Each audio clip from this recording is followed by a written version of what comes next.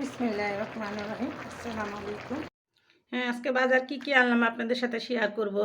তো আমার ভিডিওটা না টেনে দেখতে থাকুন। চলুন। বিসমিল্লাহির রহমানির রহিম। আসসালামু আলাইকুম। আপনারা সবাই কেমন আছেন? আশা করি আপনারা সবাই ভালো আছেন, আমিও ভালো আছি। তো আজকে রান্নায় কি আনছি বাজার সেটাও শেয়ার করব। তো না টেনে চলুন দেখি। সাথে আমার নাতিও আছে, দেখেন নাতি নিয়ে বসে পড়ছে কুড়া বাছা করার জন্য। আনিকা, তুমি রান্না করবা? তুমি রান্না করবা? হ্যাঁ, আমার নাতিনও রান্না করবো। তো আমরা কি দিয়ে কি রান্না করি সম্পূর্ণ ওটা দেখতে থাকুন।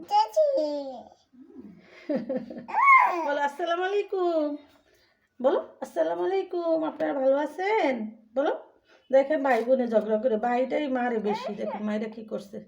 পেঁয়াজ কলি দিয়ে রান্না করবো আর আপনাদের সাথে সম্পূর্ণ ভিডিওটা শেয়ার করবো, দেখতে থাকুন।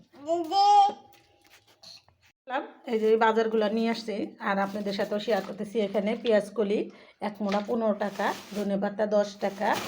এই যে দেখেন 30 টাকা দিয়ে পুঁটি মাছ নিয়ে আসছি। যেমন সামর্থ্য কুলায় সেরকমই খেতে হয়। তো পুঁটি মাছ দিয়ে কীভাবে রান্না করবো সম্পূর্ণটাই শেয়ার করব। এখানে আধা কেজি পেঁয়াজ, এখানেও 30 টাকা, 1 কেজি আলু, আধা কেজি টমেটো, কাঁচামরিচ। তো এটি দিয়েই আমি রান্না করবো আর আপনাদের সাথে শেয়ার করব, না টেনে দেখতে থাকুন। তো কুটা কাটা শেষ করলাম, এখন রান্না করব।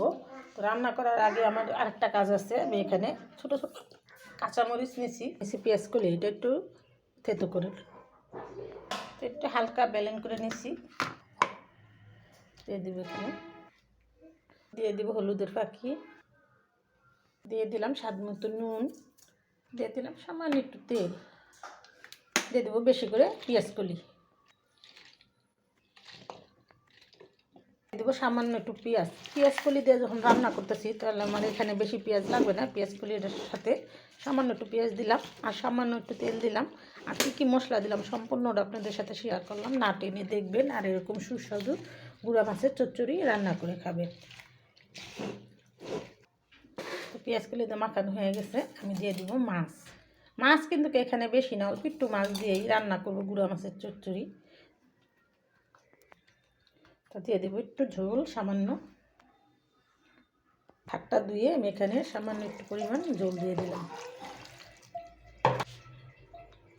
দিয়ে দেবো আদা পাকা টমেটো,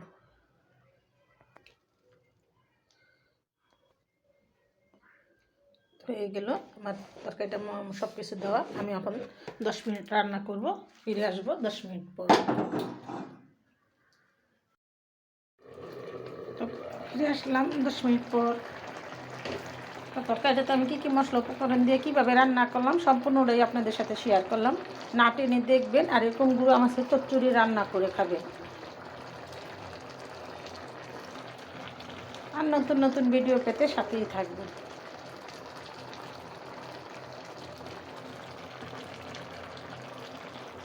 তো তরকারিটা এখানে আমার রান্না করা হয়ে গেছে, আমি আরও 2-3 মিনিট রান্না করব,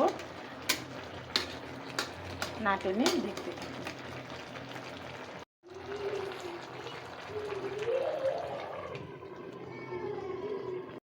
তো হয়ে গেল আমার সুস্বাদু গুঁড়া মাছের চচ্চড়ি। আপনারাও এরকম করে রান্না করবেন আর নতুন নতুন ভিডিও পেতে সাথেই থাকবেন। তো ভিডিওটা আর বড় না করে আমি এখানে রেখে দিলাম। আসসালামু আলাইকুম।